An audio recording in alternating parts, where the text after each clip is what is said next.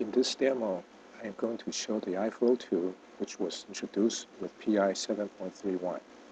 iFlow is an Eclipse tool to configure integration scenarios. In this demo, we will use iFlow to configure an integration to send an iDoc message from an SAP ERP system to 3 different non-SAP receivers: file, database, and MQ series queue. In addition, which receiver to receive the message will be dynamically determined based on the content of the iDoc message payload. Just for demonstration purposes, we will use the unit of measure. If the unit measure is PCE, we will send the message to a file. Otherwise, the message will be sent to the MQ series queue. In addition, in all cases, the message will always be sent to a database table. Here we have the NW Developer Studio, which is an Eclipse tool with the SAP plugins installed to develop SAP applications. In order to use iFlow, we have to go to a perspective. And the perspective is SAP Process Integration Designer. And once we have the perspective, there is a login, a connection, which we can use to connect to the PI system that we want to develop our configuration.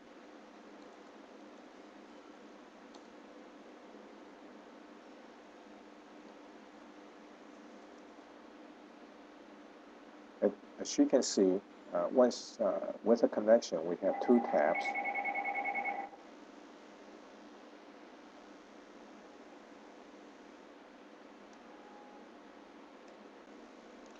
Once we are connected to the PI server, we are presented with information within 2 tabs: the PI Explorer, which contains the configuration information, and also the Enterprise Service Browser, and this happens to contain the information in the Enterprise Service Repository. So as you can see, we can use the Eclipse tool to work with the Enterprise Service Repository and also to work with the configuration tool. For the demo itself, I have already designed the integration flow, which I'm going to go ahead and show you. I double-click to open up the integration flow. And let me enlarge this. So as you can see, in one glance, we can see the complete integration scenario. There's one sender going to 3 different receiver interfaces. And from the sender side, we have a system, and we have the interface, which is the material NetNAS iDoc. It's using the iDoc adapter to send it. And on the receiver side, we have a system with 3 different interfaces that we want to send it to.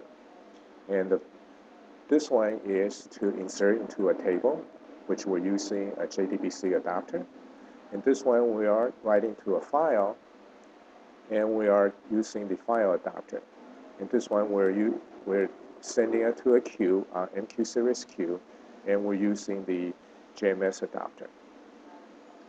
And let's take a look at the configuration for the adapters. And if we right-click on this, and we can select the configuration channel.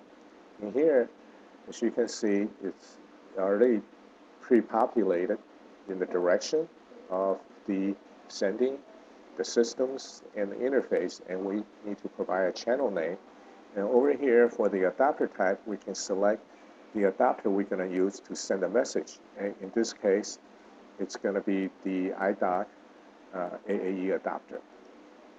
And we can look at the adapter-specific information specific to the iDoc adapter.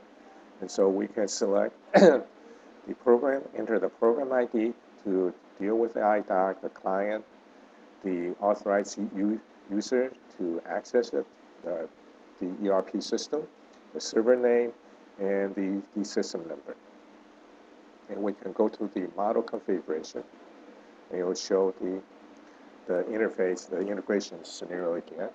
Over here for the JDBC adapter, similarly, we right-click on the configuration channel, and it will show us that we can select the JDBC adapter from the list.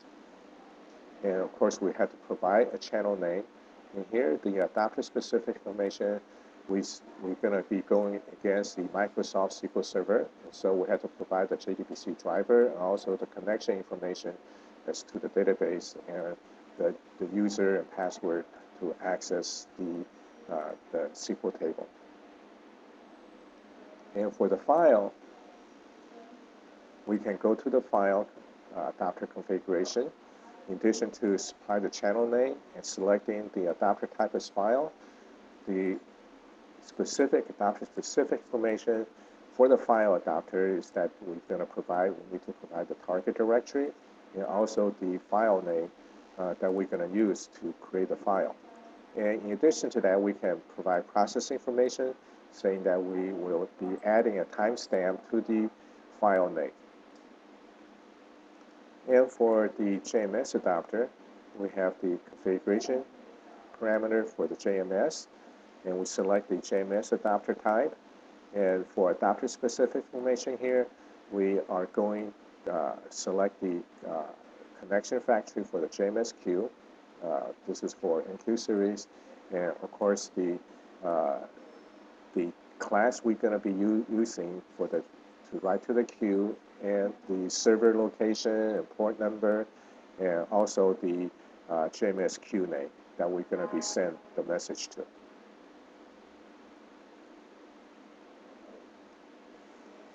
Now let's go back to the model configurator.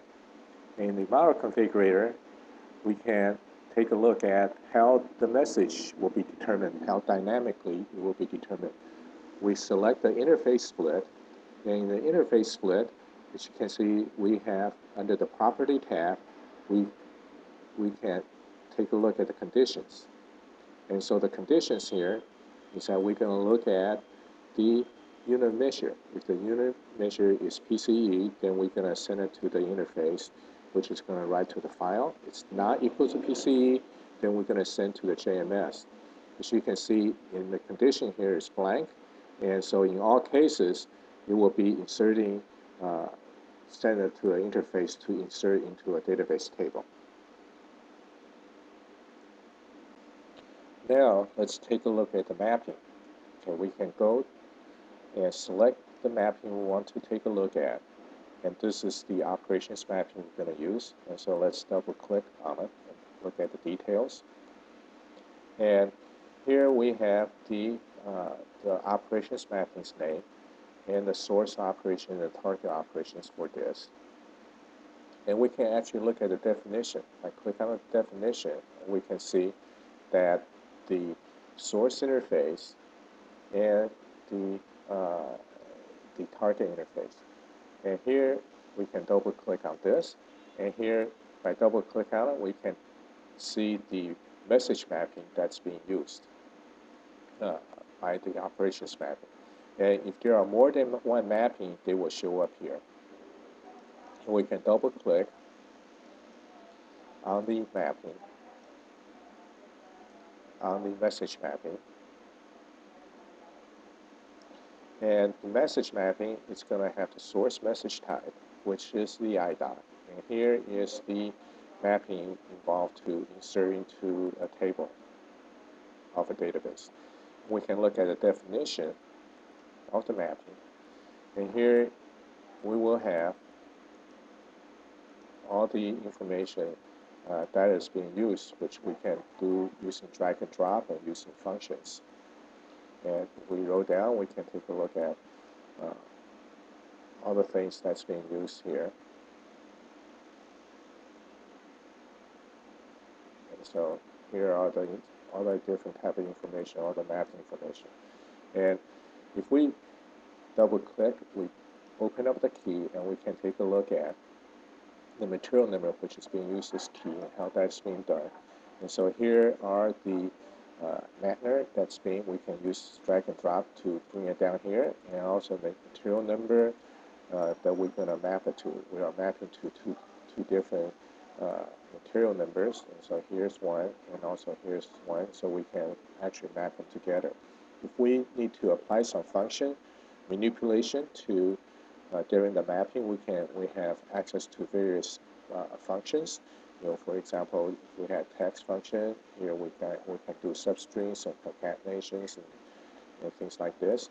And if we want, we have date functions where we can have current date, transformation date, day after, and compare dates. And there are a variety of functions that's available, and these functions are compatible to what is available in the enterprise servers repository when we use the swing tool. And let's go back, let's close this. So here it's back to the integration, and so we have access to all this mapping facilities that we can actually design or make changes during our integration scenario. And now let's close this and take a look on how we start doing this. And what I have shown you is something that has already been created. And suppose we want to create something from scratch. And this is which I just want to give you an idea of how this is being done. And so I click on the folder where I want to create a new integration flow. And so I can create a new integration flow. And here are different type of patterns. And we can give it a name.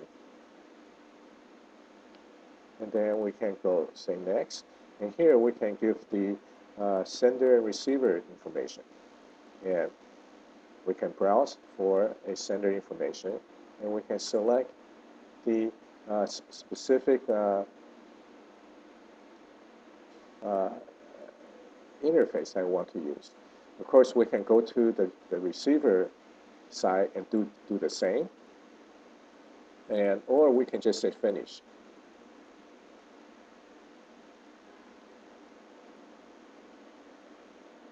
And let's enlarge this.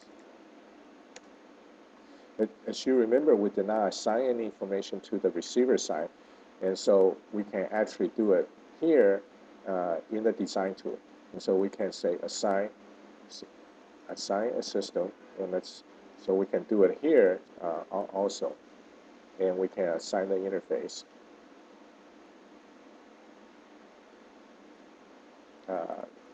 Let me just assign any type of interface. And this doesn't really apply because I'm just arbitrarily selecting interfaces, and there may not be a mapping for them. And so I'm just doing this just to show the capability of the tool. And for the channel itself, I can just right-click on this. I can do a configuration channel.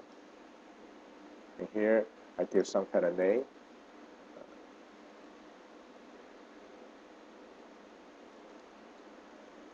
And I can browse, and I can select anything I want. Say if I want to select a soap, say for example. And once it's done, I can enter the adapter information, whether it is a best effort or it's going to be exactly once. And once that's done, I can go back here. I can go to the receiver channel side, and I can assign some kind of receiver channel. I can browse, and maybe I want to send it to a file or something.